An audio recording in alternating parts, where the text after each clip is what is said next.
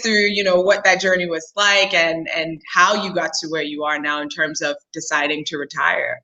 Well, I guess my track journey, I kind of started from back in high school. My shoe size grew 5 feet basically in 1 year. So I basically just tripped over myself a whole bunch. And I always think that's like a funny story because I was like the most unathletic person you probably ever met. Like I was known for tripping over myself. And then that made them someone say, you got to learn some footwork. And I joined shot put. And every single year, I just got exponentially better. So, same thing kind of going to college. I didn't think I would be some phenomenal, shot putter in the future. I just kind of thought I'm going to do the best I possibly can while I'm at Cornell. And every single year just got better and better till getting runner up a couple of times at NCAAs and then graduating. The Olympics wasn't shooting distance. I basically was like, hey, if I just, put my head down, grind. I also had a full-time job at the same time. So I was just kind of working 24 hours a day, whether I was on work or track. And over time, I just basically kept PRing, hit the standard pretty early indoors. So a lot of outdoors was just competing, getting myself ready, really being at putting myself in a better perspective to compete there.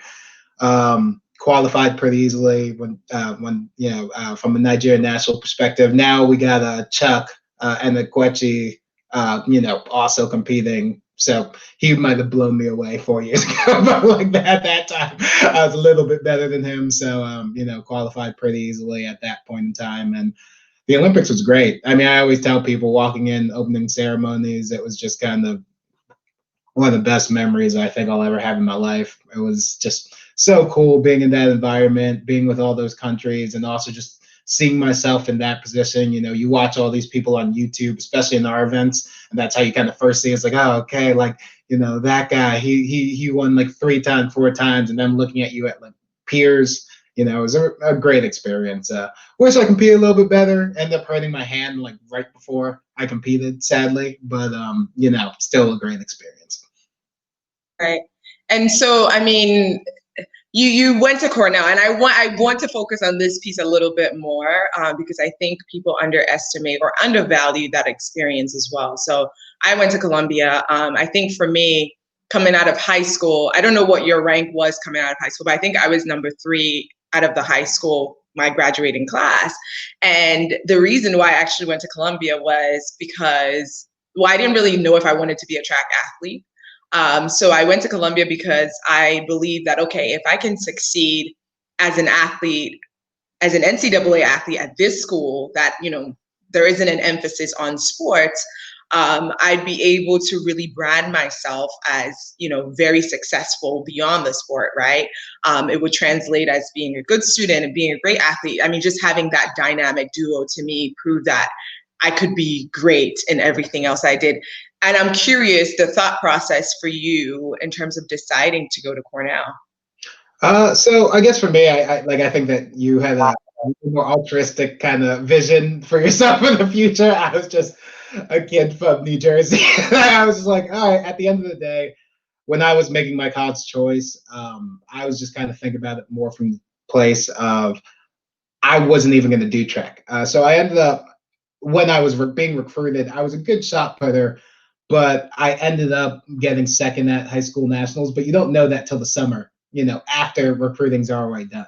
So realistically, a lot of what I was looking for in the school is just academically. I knew I wanted to be an engineer. So I was looking at schools academically. None of the Ivy League schools actually were like in my consideration because I actually didn't really like Princeton. Like I've always been a person, because I grew up in New Jersey. I was just like, a lot of people I know from Princeton, I didn't really get along with. So I was just kind of like, I'm going to avoid that school. But then as time continued, I started getting recruited by some places. I started throwing really far indoors. People were talking to me. And then Cornell just had the best track team that of people. So it wasn't just from a standpoint of athletes, but just their mentality and how they looked at life. I mean, a lot of people don't realize about Ivy League, but it's one of the most competitive conference just because you have tons of competitive people all in one place. Like forget how fast they run. People do amazing performances just because everyone innately is extreme competitors. Like, so it was just a great environment.